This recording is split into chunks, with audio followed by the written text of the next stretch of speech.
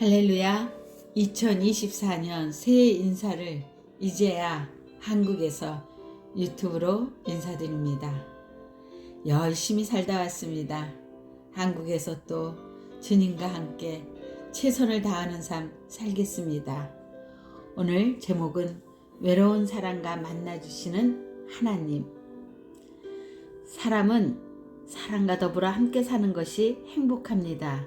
그래서인지 내가 어떤 곳이든 소속되어 있기를 원합니다. 이혼하고 혼자 사시는 분이 있었습니다. 오랜 세월 혼자 살다가 나이가 드니 소원이 생겼습니다. 헤어진 남편과 다시 살게 되기를 기도하는 것이었습니다.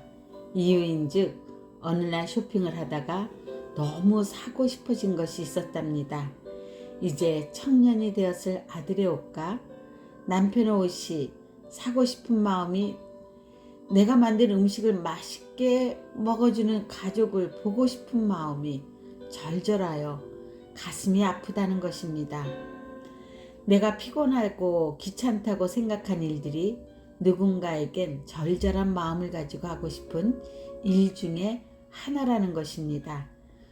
우린 이 일이 살아가는 일상적인 것인데 이분에게는 간절한 마음으로 하고 싶은 일이었습니다. 내가 누군가를 위하여 밥상을 차린다는 것이 피곤한 일이 아니라 행복한 일인 것입니다. 이 세상에서 사랑을 실어 밥상을 차리고 사랑하는 이들을 위하여 필요한 것들을 사는 당연한 사소한 일이 혼자 사는 이들에게는 부러운 일들입니다.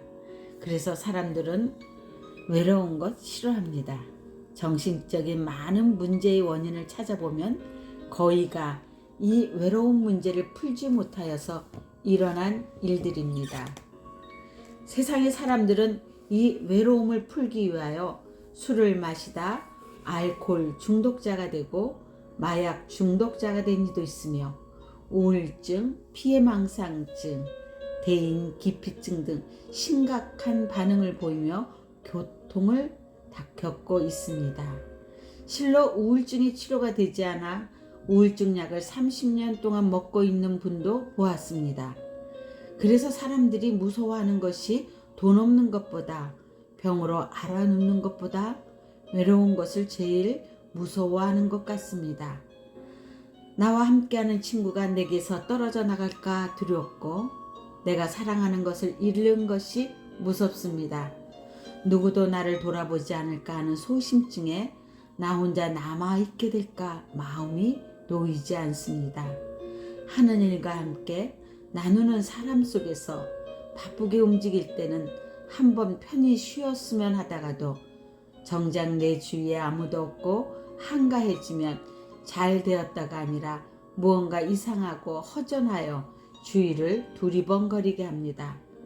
사람은 사람과 함께 나누며 이야기하며 다퉈가면서 사는 것이 행복인 것 같습니다. 그런데 주님은 이상하게도 외로울 때 찾아오십니다. 나의 시선이 주님 외에 다른 것에 집중되어 있을 때에는 아무 말씀도 하지 않으십니다. 그리고 내 마음대로, 내 뜻대로, 내 방법대로 살아갈 때에는 말씀이 없으십니다. 내가 하는 행위가 악할 때에도, 내가 나의 일로 바쁠 때에도 주님은 그냥 나로 살게 놔두십니다. 그리고 이럴 땐 나도 별로 주님을 찾지 않습니다.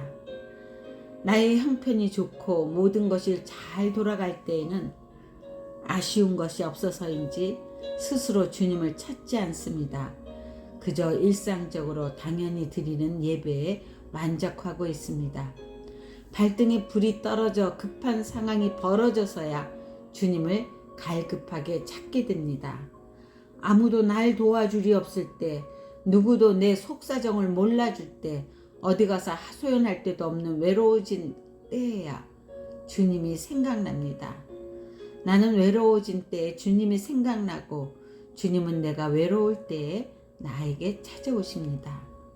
하나님의 형상대로 모양대로 창조된 사람은 외로운 존재입니다. 하나님도 오직 한 분이시며 외로운 분이십니다. 그래서 사람은 외로울 때 하나님을 만나게 됩니다. 그리고 하나님은 외로운 사람을 외면하지 않으시고 만나주시고 복을 주십니다. 이사야 51장 2절 말씀에 너희 조상 아브라함과 너희를 생산한 사라를 생각하여 보라. 혈혈 단신으로 있을 때 내가 부르고 그에게 복을 주어 창성케 하였느니라.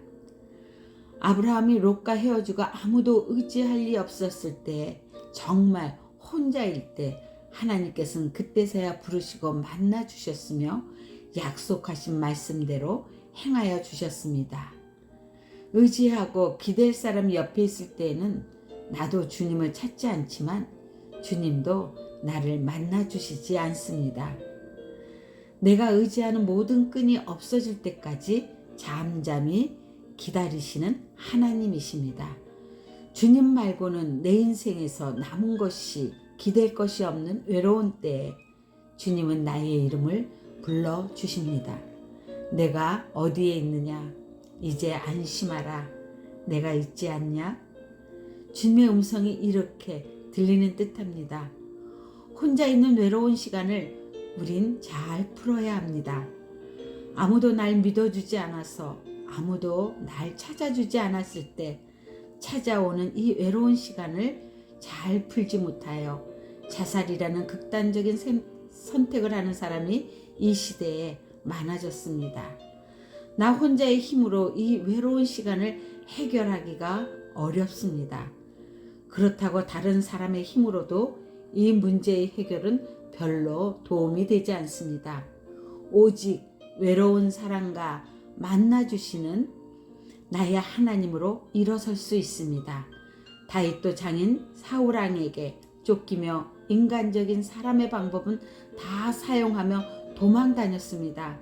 제사장에게 거짓말도 하였으며 친구 요나단의 도움도 받았으며 나중에는 골리앗의 고향 블레셋에 들어가서는 미친 척까지 해가며 생명을 보존하기를 원하였습니다. 하지만 결국 그는 광야에 혼자 있게 되었으며 아무도 의지하고 기댈 리 없는 외로운 그때서야 여호와 나의 하나님이 생각났습니다. 하나님은 아둘람 굴의 외로운 다윗에게 400명의 사람을 보내시어 다윗으로 왕의 수업을 받게 하십니다. 다윗의 외로운 시간의 결과는 나쁘지 않았습니다. 그 외로운 시절 때문에 그는 성공한 왕이 되었습니다. 내가 하고 싶은 말이 통하지 않아서 답답할 때, 또 내 말을 알아듣는 자가 없어서 외로울 때 상처받을 것이 아니라 주님 만날 시간입니다. 내가 인정받지 못하고 물과 기름같이 융화되지 못하고 겉도는 삶일 때 세상은 사람을 거부할 것이 아니라 주님 만날 때입니다. 물질의 도움을 찾다 못 찾을 때 사람을 원망할 것이 아니라, 또 나에게 도움이 되지 않는 세상을 비판할 것이 아니라 주님을 찾아야 할 시간을 내게 주신 것입니다.